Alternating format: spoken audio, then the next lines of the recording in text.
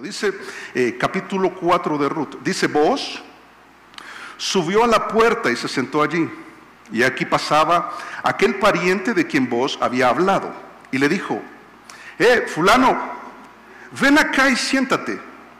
Y él vino y se sentó. Entonces él tomó a 10 varones de los ancianos de la ciudad y dijo: sentaos aquí. Y ellos se sentaron. Luego dijo al pariente dijo al pariente: Noemí, que ha vuelto de los campos de Moab, vende una parte de las tierras que tuvo nuestro hermano Elimelech, y yo decidí hacértelo saber y decirte que la compres en presencia de los que están aquí sentados y de los ancianos de mi pueblo. Si tú quieres redimir, redime, y si no quieres redimir, decláramelo para que yo lo sepa, porque no hay otro que redima sino tú, y yo después de ti. Y él respondió: yo redimiré. Entonces replicó Booz: el mismo día que compres las tierras de mano de Noemí, debes tomar también a Ruth la moabita, mujer del difunto, para que restaures el nombre del muerto sobre su posesión. Y respondió el pariente: no puedo redimir para mí, no sea que dañe mi heredad. Redime tú usando de mi derecho, porque yo no podré redimir. Había ya desde hacía tiempo esta costumbre en Israel tocante a la redención y al contrato, que para la confirmación de cualquier negocio, el uno se quitaba el zapato y lo daba a su compañero, y esto servía de testimonio en Israel. Entonces el pariente dijo a Booz: tómalo tú, y se quitó el zapato. Qué raro, ¿cierto?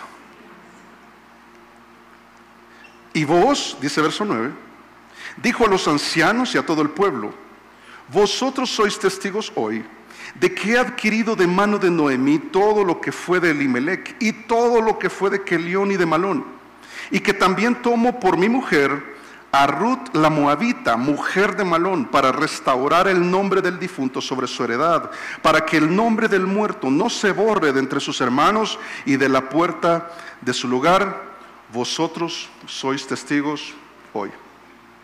Es evidente que el texto y el libro está hablando de redención. Y hasta este punto entendemos que redención implica el pago de un precio para liberar a alguien o rescatar a alguien, para que sea restaurado. Y esto está muy implícito en todo lo que acabamos de leer. Y te acuerdas que aprendimos que Noemí, la suegra de Ruth, y Ruth habían sufrido algunos embates, algunas dificultades en la vida de las que nosotros más tememos. Es quedarnos sin plata y quedarnos solos, o experimentar la muerte de un ser querido. Y yo creo que de alguna manera todos hemos experimentado eso. Pero ellas se mueven de Moab, ¿te acuerdas? Se mueven a Belén. Y cuando ya están en la casa de pan, es como el cuadro, ¿te acuerdas? De venir a la iglesia y conocer al Señor de la mies, del cual es cuadro Booz. Ellas empiezan a experimentar la bondad y la gracia del Señor. Y tienen una esperanza verdadera de poder ser restauradas sobre aquello que habían perdido. Y esto me hizo pensar, fíjate, en cada uno de nosotros.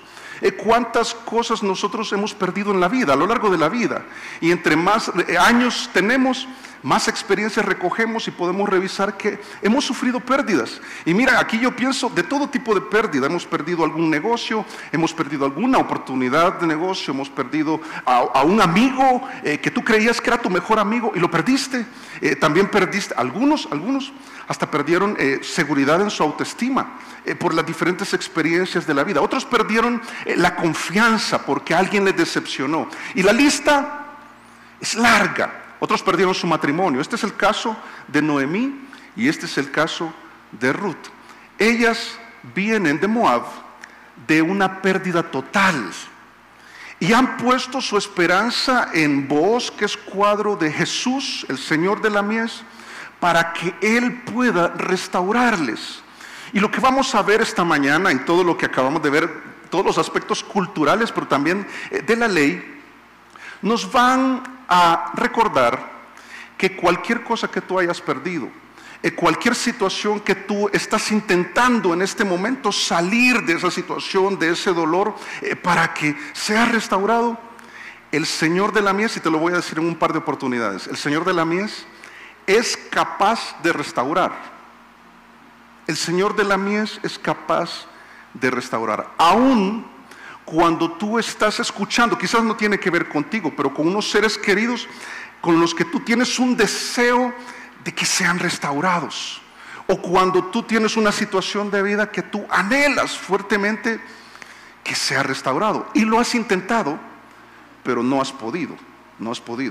Y vamos a ver en este capítulo cómo el Señor se hace cargo. ¿Te acuerdas que esa fue la promesa que le hizo Booz a Ruth? Cuando Ruth le dice: quiero que seas mi pariente redentor, quiero que me restaures, quiero que me saques de toda esta situación, yo creo que tú puedes hacerlo. ¿Te acuerdas que le responde Booz allá en el capítulo 3? Le dice: con mucho gusto, pero no puedo, porque según la ley el que tiene que hacerlo es un pariente que es más cercano que yo. Si uno hace la línea genealógica y ver quién era el pariente más cercano según la ley, era este fulano del que no sabemos el nombre. Y vas a ver por qué, luego te voy a explicar por qué creo yo que la Biblia no menciona su nombre. Y es algo lamentable verdaderamente. Pero entonces ahora se encarga, la mañana siguiente lo que vamos a leer es que Él se encarga, y esto nos va a mostrar que el Señor puede restaurar. Porque si tú y yo queremos restaurar, tenemos que hacer lo mismo que Él. Y lo primero que debemos hacer es darle la seriedad al caso. Piensa qué debe ser restaurado en tu vida.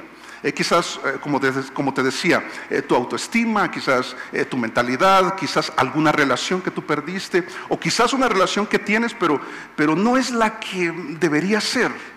Y tú dices, yo quiero restaurar esta situación. Entonces tú y yo, al igual que vos, cuadro del Señor Jesús, debemos darle la seriedad de vida. Mira, ¿por qué lo digo? Por todo lo que hizo, mira las iniciativas que tomó. Dice, capítulo 4, verso 1, dice: Booz subió a la puerta y se sentó allí. Y aquí pasaba aquel pariente de quien Booz había hablado, y le dijo: fulano, ven acá y siéntate. Y él vino y se sentó. Ahora, cuando yo hacía esta pregunta, creo que ayer fue: ¿cómo te has imaginado tú a Booz? ¿Cómo te lo has imaginado? ¿Con barba? ¿Cuántos creen que tenía barba? Ok. ¿Cuántos creen que tenía unos 40 años? Yo no. ¿50? ¿60? Ok, 60. Yo creo que andaba ahí por los 60 años. Y Ruth quizás andaba ahí por los 30 años. ¿Y 30 años se llevaban? No sabemos, con certeza no lo sabemos. Pero cuando yo pienso en este hombre, yo pienso también en un hombre de negocios. ¿Te acuerdas? Es un terrateniente, tiene empleados a su cargo, come con ellos, tiene tantas virtudes este hombre impresionante, que me hizo recordar a un personaje del cual se formó una ley que aparece mucho en el libro de liderazgo. Edward Francis Hutton, muy famoso porque era un financiero muy respetado allá en los años 1900 y pico, 1904, allá en Nueva York. Tanto así que dicen que cuando este hombre hablaba, era tan respetable que cuando hablaba la gente le escuchaba. Todos se callaban y ponían atención. Yo pienso que Booz cumplía esta ley, donde en este caso, cuando un verdadero líder habla, ¿qué sucede? La gente escucha. A veces uno se molesta de que alguien no esté escuchando, y porque uno siente que le falta el respeto. Y yo pienso, hay que evaluar el liderazgo, en el caso del hombre, en el hogar, en el caso del liderazgo que ejerzamos en algún lugar. Pero entonces este hombre va a hablar en todo el capítulo 4. Él va a proponer. Él tiene un asunto que debe tratar y va al lugar correcto. Y se hace acompañar de las personas que deben involucrarse en el asunto. Y todo está, fíjate, todo está diseñado para restaurar a Ruth y a Noemí. Él está haciendo este esfuerzo. Él está tomando esa restauración y esta redención con seriedad, con seriedad. ¿Y por qué te digo que estaba en el lugar correcto? Por lo que dice Deuteronomio 25:7. Dice: y si el hombre, hablando de la redención y de toda la ley que hemos venido estudiando, dice, no quisiere tomar a su cuñada, irá entonces su cuñada ¿a dónde? ¿Y a dónde fue Booz? A la puerta de la ciudad. ¿Y a quiénes convocó? Primero llamó a fulano y después a los ancianos, ya vamos a ver. Y dirá, mi cuñado no quiere suscitar nombre en Israel a su hermano, no quiere emparentar conmigo. Y esto nos hace pensar también que hay asuntos en la vida que requieren de cierta seriedad. Yo no sé, ¿qué casos son los que tú llevas a un tribunal o a una notaría? Una escritura, delante de un notario, un juez, un tribunal, depende del caso, los asuntos que tú tomas con mayor compromiso, con mayor seriedad, donde tú quieres y te quieres asegurar de que eso realmente se lleva a cabo. Nadie mencionó el matrimonio. El matrimonio se toma en serio, la relación de pareja se toma en serio. Sabes que a la puerta de la ciudad se hacían también muchos tratos comerciales, se resolvían varios asuntos. En algunos casos, saben que los padres llevaban a sus hijos rebeldes, o sea, estos jóvenes que ya no hacen caso, entonces decían, no, llevémoslos con los líderes, con los maduros, los ancianos, y llevémoslos a la puerta, y ya estoy quizás dando ideas, ¿verdad? Quizás a la puerta de la iglesia, ahí nos vemos con los hijos rebeldes, o cuestión de matrimonio, y lamentablemente hasta de divorcio, o sea, casos difíciles, casos serios. Vos está yendo a la puerta, y sabes qué es lo curioso, porque dice que lo que hizo fue a la puerta, y si lees conmigo, dice que se sentó. ¿Sabes que esta expresión lo que dice es que se sentó tranquilamente a emboscar a fulano? En el buen sentido de la palabra.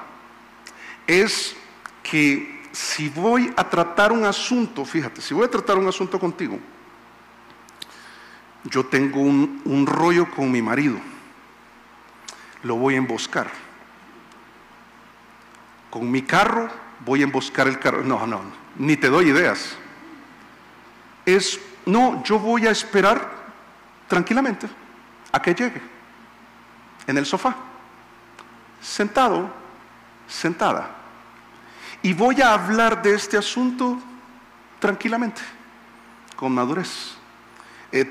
Tan serio era y tan bien que lo estaba haciendo él. Y yo pienso, si tú te pones en ese escenario, si tienen el hijo que tratar algo con el papá, o los esposos tienen que tratar algo, o un negocio o algo, ¿qué se requiere?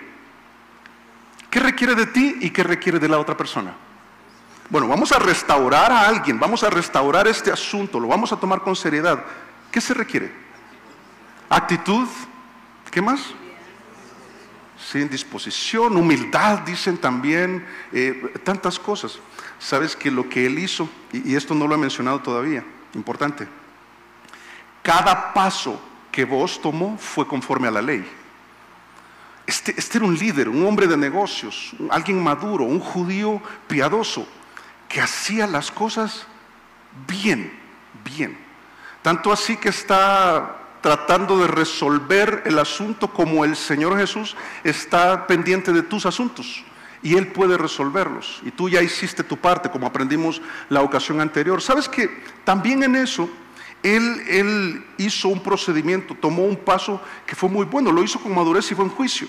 Llama a 10 ancianos, que por cierto la ley decía que con 2 bastaba, pero para los casos especiales se llamaban a 10 ancianos, que eran considerados príncipes, jueces en el pueblo, en la ciudad. Él dice, yo me voy a rodear de lo que se necesita, de buen juicio y de madurez, recordando lo que dice Levítico 19:17, que dice, no aborrecerás a tu hermano en tu corazón. Ahora piensa, hay situaciones que no han sido restauradas porque tú lo que haces es alojar rencor, no tratas el asunto, no lo tomas con seriedad. Algunos hombres lamentablemente toman el asunto del conflicto matrimonial, lo hacen broma.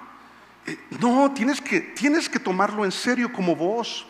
Y entonces él se hace rodear y dice, yo no voy a guardar rencor. En el caso de él no tenía nada por qué hacerlo, pero sí podía hacer esto. Dice, razonarás con tu prójimo.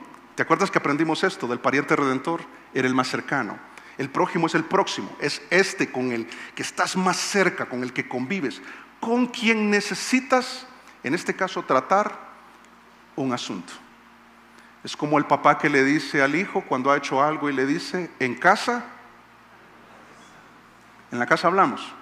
¿Y qué significa eso? ¿Pleito? ¿Conflicto? ¿Escalada en el conflicto? ¿Cuánta capacidad tienes en tu corazón, no en tus oídos, en tu corazón, de razonar un asunto con el otro? Sin pelear, no levanten la mano ni digan nada, solo medítalo.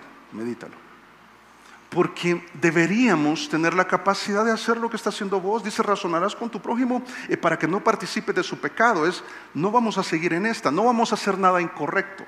Aquí vamos a tomar con seriedad el asunto, como te decía. Mira, difícilmente habrá restauración si las partes involucradas no tratan con seriedad el asunto que debe resolverse. Mi amor, lo que tú dijiste me hirió. Ay, pero no sea cobarde. No, mira, lo que tú hiciste delante de los otros me hizo sentir mal. Papás, miren, esto que tienen ustedes me pone estresado. Y tú no vas y dices, ay, pero usted que vaya para allá. No, hablemos, razonemos. Tomemos con seriedad este asunto. ¿Te imaginas los casos financieros? ¿Cómo vamos a restaurar las finanzas si no tenemos la capacidad de tomarnos con seriedad? Tú has hecho un presupuesto y sigues gastando desordenadamente. No te lo has tomado con seriedad. Y las partes involucradas deben estar dispuestas a ir a la puerta de la ciudad, dicho de manera metafórica, a convocar a los ancianos, tratemos esto con madurez y buen juicio y resolvamos este asunto. Resolvámoslo, porque también no solamente es necesario tomarlo con seriedad, sino darle seguimiento al asunto. Mira, en el verso 3, antes de entrar a esto, dice, luego dijo al pariente, dice, Noemí, que ha vuelto del campo de Moab, vende una parte de las tierras que tuvo nuestro hermano Elimelec.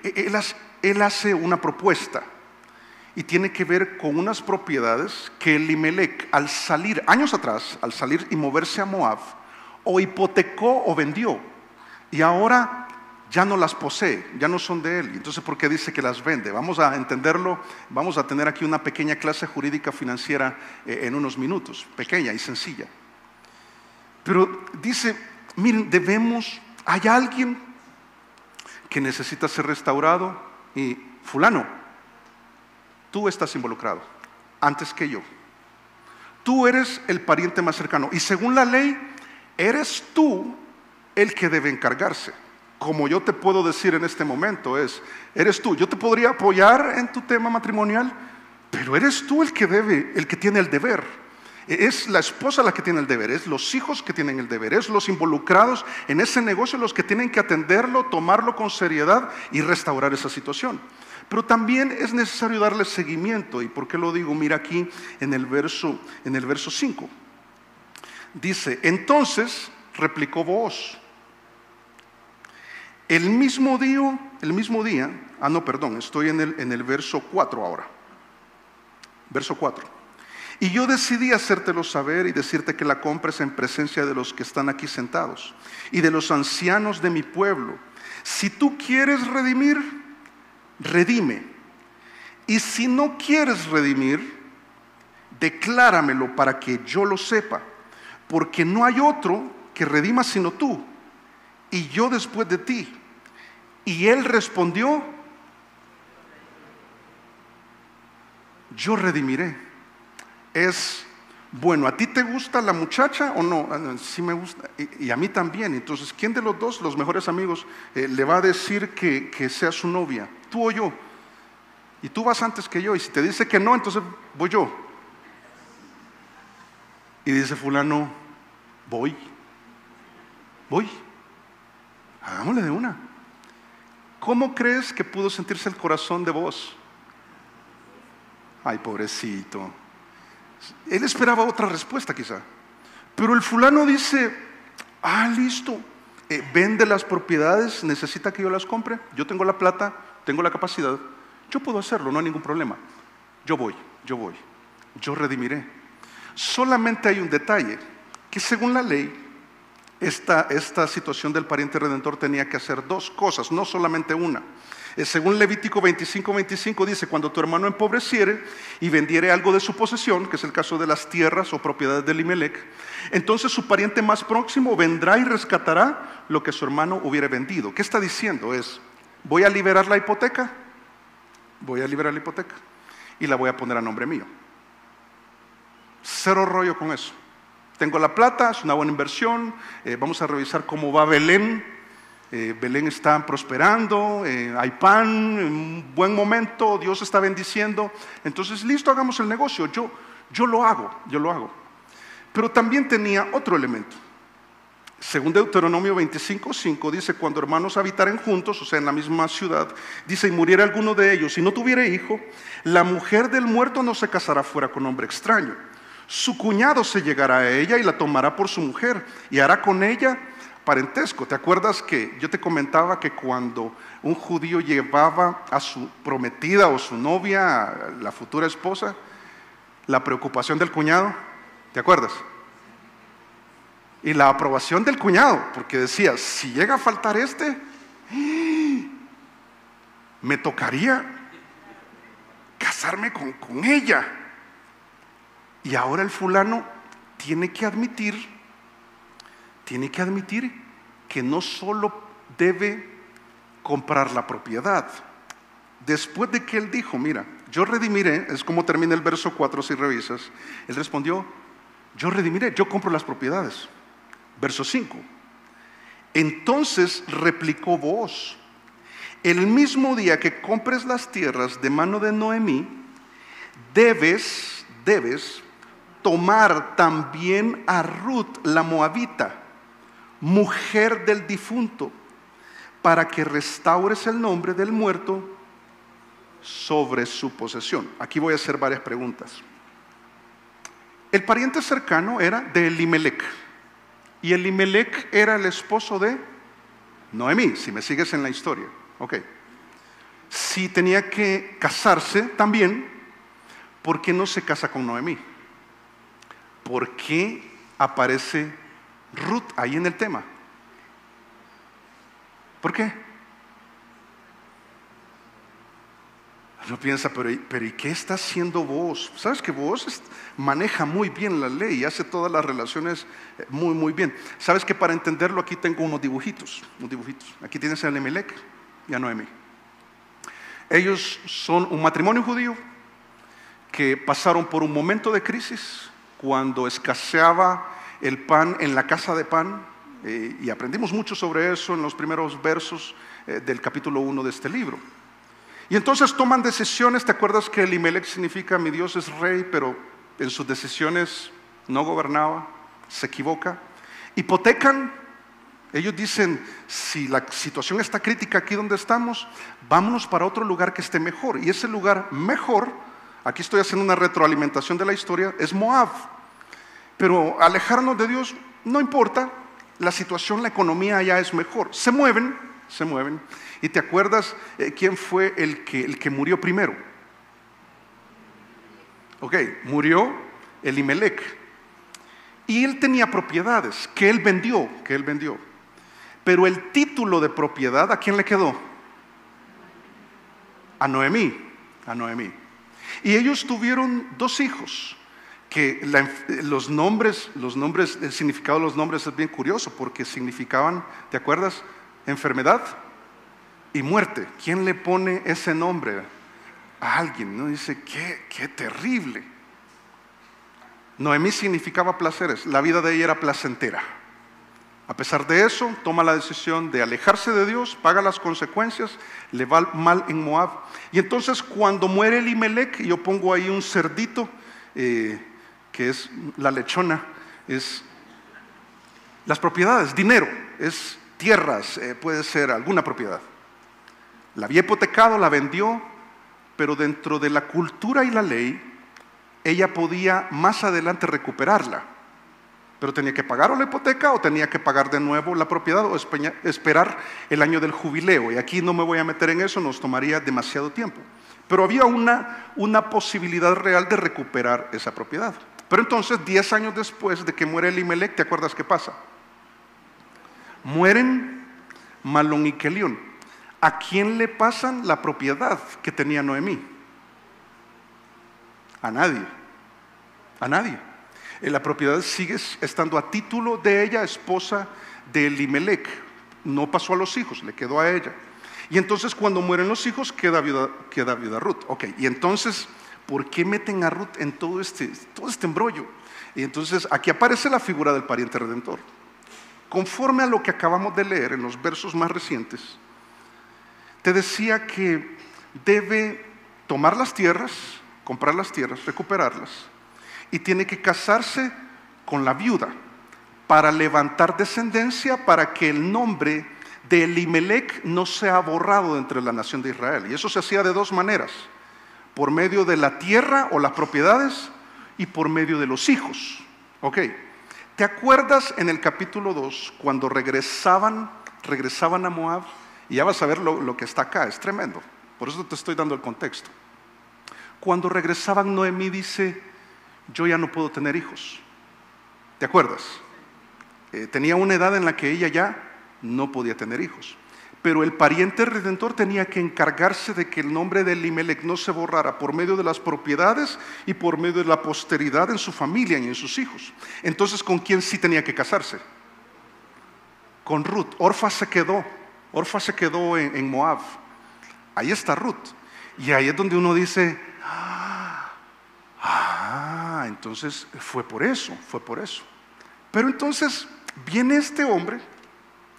Este judío lo entendía muy bien. Nosotros tenemos que entender un poco la ley. ¿Qué es esto del pariente redentor que viene y tiene la plata para redimir y rescatar y restaurar? Ya saque a Ruth de esta, ya saque a Noemí de esta, ayúdele y ya. No. Estos dos hombres sabían bien de qué estaban hablando.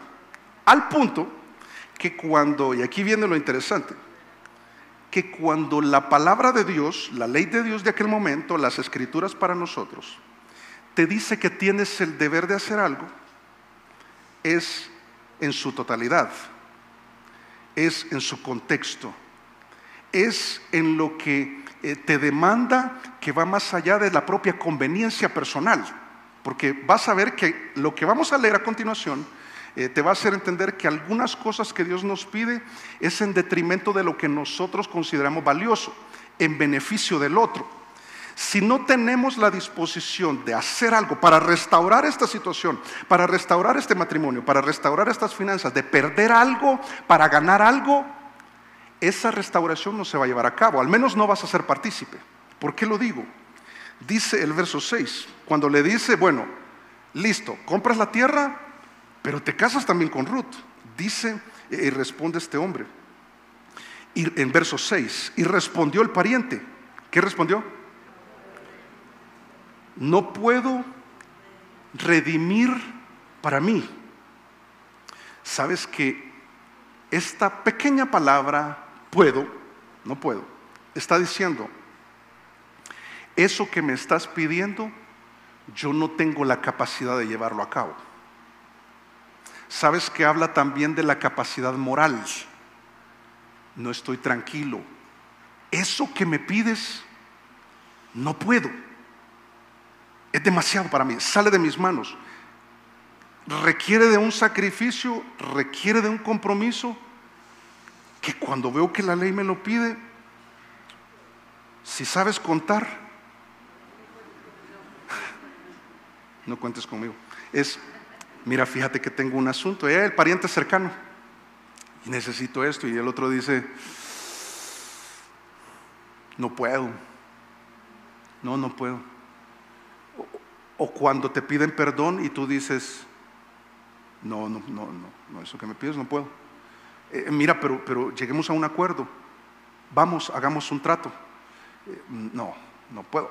Hay escenarios, pero cuando todo está bien, cuando es lo que la palabra de Dios te pide, cuando tienes que ser humilde y tú dices: no, eso que me pides no puedo. No, mira, tienes que ser más diligente. No, yo eso no puedo. Tienes que ser más obediente, le decimos a los hijos. Y los hijos: no, eso que me estás pidiendo, yo no puedo. Mira, qué tremendo. Dice: no puedo redimir para mí. Y qué curiosa la respuesta. Mire, La justificación dice, no sea que dañe mi heredad. Y uno piensa, ¿cómo así? No sé, y aquí sí voy a pedir que levanten la mano. ¿Alguno de ustedes tuvo un primito que cuando llegaba cogía sus juguetes y los dañaba? ¿O solo yo llevo esa amargura en el corazón? Y uno dice, ay, pero es que si o sea, la propiedad, listo, yo la puedo comprar, que queda a nombre mío. Pero si involucra casarme con Ruth, no, ella va a venir y me va a dañar la heredad. Y uno piensa, sí, Ruth quizás va a llegar a las tierras y va a coger todo el trigo. No está hablando de eso. Está hablando de algo que, como te decía, es que lo sabe muy bien. Y para eso voy a usar otro dibujito también, pero sigamos leyendo acá. Dice, no sea que dañe mi heredad. Y después le dice, redime tú, usando de mi derecho, porque yo, e insiste, no podré redimir. Ok, aquí tienes ahora a fulano que los papás no tenían creatividad para encontrar un buen nombre. Entonces, fulano. ¿Cómo le iban a poner a su hijo? Sutano. Perencejo y tenían creatividad, fulano. Ya te voy a decir por qué creo yo que la Biblia, este hombre tenía nombre, pero por qué creo que la Biblia no lo puso. Ok. Fulano tenía sus propiedades, como tú las tuyas. Un carro, de pronto, televisor, la cama, y a veces los esposos no comparten, cada uno tiene, no, esto es mío. Yo siempre digo a las parejas, no, todo en casa es nuestro, ok. Todos tenemos algunas propiedades, y este hombre tenía. Y cuando dice, yo puedo comprar las propiedades de Elimelech, pero que queden a nombre mío, no es factible cuando se tiene que casar con Ruth. ¿Por qué? Y esto es, en El Salvador, esto se llama régimen patrimonial. No sé cómo se llama aquí. Cuando uno se casa y elige el régimen patrimonial de esa relación, sí, van a seguir y estos son los bienes de él y estos son los bienes de ella para siempre. Capitulaciones, gracias. Capitulaciones. Entonces, la pareja decide y si falta uno, entonces le queda a ella. Y todo ese tema que tiene que ver con plata y tiene que ver con propiedades. Ok. Entonces, fulano dice, si yo me caso con ella, en el momento en que acepte, pasa esto. La lechona se parte en dos. Pero ¿y la propiedad de Elimelech? ¿Sabes que esto es lo tremendo de la ley? Que la propiedad, o sea, uno paga, pero la idea de la redención es que no se borre el nombre de Elimelech, el propietario. Entonces, libero la hipoteca, pero a nombre de quién sigue la propiedad. Y yo te hablaba de eso en la ocasión anterior, hace 15 días. Es como el fiador. Esto es lamentable, es doloroso, pero es como el fiador. Pague y termina para que no afecte su récord. Y entonces al final queda a nombre del fiador, queda a nombre de él que adquirió ese crédito. Pero qué injusto. ¿Sabes que la ley lo que buscaba era que el pariente redentor tuviera un carácter y una gracia para verdaderamente aportar desinteresadamente para rescatar a alguien que lo necesitaba? Noemí lo necesitaba, Ruth lo necesitaba, pero él cuando dice no sea que dañe mi heredad, está diciendo, yo estaba dispuesto a comprarle la lechona y ahora tengo 2 lechonas, pero como son las cosas, al casarme con ella me quedo con media lechona. Entonces, ¿sabes qué? Mejor ya no. Y le dice, no, está muy querido él, toma tú de mi derecho. Firme usted. Vamos a ver la grandeza de Bot en eso, pero sin perder de vista algo que es muy valioso. Mira, quien esté dispuesto a obedecer de la Biblia solo aquello que le conviene, no aportará nada para lograr la restauración deseada.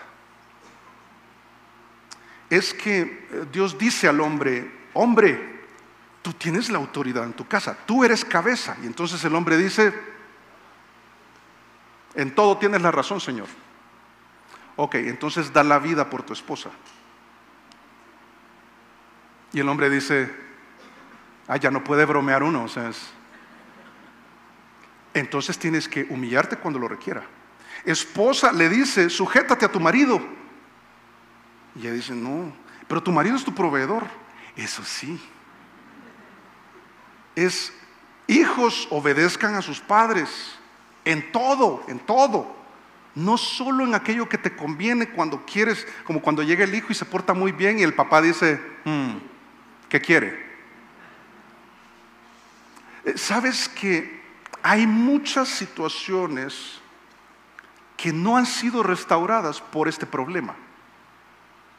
Tú deseas la restauración, tú deseas que este asunto se arregle, tú deseas que estas finanzas se arreglen, que esta relación familiar se arregle, que este tema en el hogar se arregle, que esta salud se arregle incluso. Bueno, tienes que tomarlo en serio y tienes que darle seguimiento. Y en ese seguimiento que le está dando vos, dice, es necesario que no solo hagas lo que te conviene. Tiene que haber alguien dispuesto a obedecer lo que la ley dice. Pero entonces te imaginas, Ruth ni se da cuenta. Está en casa, ¿te acuerdas qué fue el comando que recibió de parte de vos? Yo me encargo, tú descansa. Tú descansa. Yo me encargo. Y él se está haciendo cargo. Pero el que puede redimir, el que la puede sacar de esa situación dice, no, yo no. No, yo no. No tengo plata. No tengo plata. Pero sí la tienes. No tengo tiempo. Pero sí lo puedes hacer. No tengo oportunidad.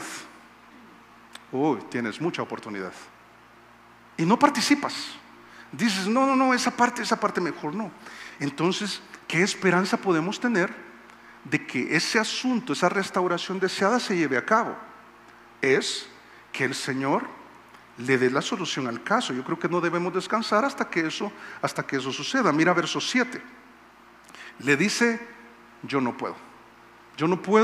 Y entonces vos dice, había ya, lanza una serie nos da una serie de elementos ahí bien interesantes. Dice el verso 7, había desde ya hacía un tiempo esta costumbre en Israel tocante a la redención y al contrato, que para la confirmación de cualquier negocio, el uno se quitaba el zapato y lo daba a su compañero, y esto servía de testimonio en Israel. Entonces el pariente dijo a vos, tómalo tú, y se quitó el zapato. Y uno piensa, ¿y por qué no de otra manera? Esa es la manera que se hacía. Te la ilustro. No. Se quita el zapato. Pero ¿y por qué? Qué raro, ¿qué es esto? Como te he dicho, todo lo que se está haciendo acá es conforme a la ley. Todo es conforme a la palabra de Dios. Y estos datos nos los da para que veamos que esta gente estaba haciendo las cosas conforme a lo que la ley enseñaba. Por ejemplo, acá en Deuteronomio 25:8 dice, entonces los ancianos de aquella ciudad le harán venir y hablarán con él. Si él se levantara y dijere, como fulano, no quiero tomarla. No quieres tomarla. Entonces quítate el zapato, entrégaselo al que le sigue en la línea familiar, para que acepte el zapato. Y aceptando el zapato está diciendo, sabes que vos está diciendo, me caso, acepto a Ruth como mi esposa. Por si alguien tiene alguna idea creativa para casarse, ahí tiene un zapato. Y con testigos. Pero ¿por qué? Dice, no quiero tomarla. Y después dice el siguiente verso, ahí en Deuteronomio 25:9, dice, se acercará entonces su cuñada a él delante de los ancianos y le quitará el calzado del pie. No fue necesario. Él dijo, y yo creo que por esto lo hizo, que no venga nadie a hacerlo, porque lo que sigue, dice, ¿y qué sigue? Y le escupirá. Tomen video, ¿verdad? Qué feo. Dice, le escupirá en el rostro y hablará y dirá, así será hecho al varón que no quiere edificar la casa de su hermano. O sea, solo una parte, lo otro no está dispuesto a restaurar esta situación. Entonces, ¿por qué se hacía esto? Caía en deshonra. En el siguiente verso dice, y se le dará este nombre. ¿Se le puede poner nombre a fulano? Sí se le puede. Dice, se le dará este nombre en Israel: la casa del descalzado. Ahora imagínate la escena. Se quita el zapato, se lo entrega a vos, vos lo aceptas. He adquirido el derecho ante 10 testigos maduros que juzgan bien. Aquí les consta que esto se ha hecho conforme a la ley. ¿Y cómo se devolvió fulano a su casa? ¿Te imaginas ahí en un centro comercial y ese loco? Uno pensaría, ¿y ese loco? En Israel pensarían, ese rechazó el deber que tenía. ¿Sabes qué encierra todo esto? Deshonra. Deshonra. Cuando tú tienes el deber de hacer algo para restaurar, cuando tú tienes el deber de ejecutar un comando que Dios te ha dado para restaurar la relación entre tus padres, o para recuperar las finanzas, que no necesitas ganar más, necesitas administrar mejor, o recuperar el autoestima, o recuperar la comunión con aquel que la has perdido, o el conflicto que tienes con tu mamá o con tu papá, o que el papá tiene con los hijos que están más pequeños o jóvenes. No hacer lo que te corresponde y tienes el deber es deshonroso. Es un andar deshonroso. ¿Y qué es lo deshonroso? Que Dios puede restaurar. O sea, tú podrías tener una buena relación con los que vives. Tú podrías arreglar el asunto de tu parte, no podemos hacer nada con los demás. Pero yo voy a revisar que he hecho lo que me corresponde hacer para poder restaurar lo que deseo que sea restaurado, porque no quiero caer en un caminar deshonroso como el de fulano, que ahora tiene nombre, es la casa del descalzado, y uno lo ve y uno lo lamenta y uno dice, pero si, hermano, pastor, pero si nadie está dispuesto a esto, ¿qué esperanza tenemos de que la situación se restaure? Mire, yo tengo una situación que estoy tratando ahí de sobrellevar, de solventar, y entonces estamos hablando con los profesionales al respecto, y estoy orando al Señor, y ya hice todo lo que me toca, pero he llegado a un límite donde, hermano, póngale mi nombre a ese fulano. Yo no he podido. Mira, no he podido y ha sido por orgullo, no he podido y ha sido por comodidad, no he podido, pero ha sido por una mala actitud, no he podido. Yo soy fulano y debería ser partícipe de esto que Dios puede restaurar. Lo deseo con todo mi corazón, pero cuando veo lo que requiere, yo respondo igual que fulano y digo, no tengo la capacidad moral para hacerlo. Quisiera, pero no puedo. Mira, cuando la restauración deseada demanda más de lo que somos capaces, no perdamos la esperanza. ¿Por qué? Porque el Señor es capaz de lograrla. Cuando tú ya hiciste todo lo que ha estado a tu alcance, diligente hablaste, te humillaste, estabas tranquilo, sentado, quieto, esperando, ven, hablemos de este asunto. Ya lo hablé, ya abrí mi corazón, pastor. Mire, ya perdoné. Mire, ya hice todo lo que tocaba, pero ya más que esto, yo ya no puedo, yo me doy por vencido, yo no puedo participar de esto. Pero entonces, ¿cómo queda esa restauración que tanto anhelamos? Queda en las manos del Señor de la mies. Él sí puede. Mira verso 8. Entonces el pariente dijo a Booz, tómalo tú, el derecho. Y se quitó el zapato. Y verso 9 dice, y Booz dijo a los ancianos y a todo el pueblo, vosotros sois testigos hoy de que he adquirido de mano de Noemí todo lo que fue de Elimelec y todo lo que fue de Kelión y de Malón, lo que acumularon ellos y podría tener Ruth. Verso 10, y que también, él está dispuesto a cumplir toda la ley, dice, tomo por mi mujer a Ruth la Moabita, mujer de Malón, para restaurar el nombre del difunto sobre su heredad, para que el nombre del muerto no se borre de entre sus hermanos y de la puerta de su lugar. Vosotros sois testigos hoy. ¿Sabes que Jesús tiene la capacidad de hacer por ti lo que ni siquiera tú puedes hacer por alguien más? Él es el pariente cercano, Él es el que tiene la capacidad. ¿Te acuerdas el nombre que significa de vos? En Él hay fuerza, Él tiene la fuerza, Él tiene la voluntad. ¿Sabes? Es que Él puede y quiere. Es que cuando ve tu vida, cuando ve el tipo de relación que tienes con tu papá o con tu mamá, Él dice, yo puedo restaurar.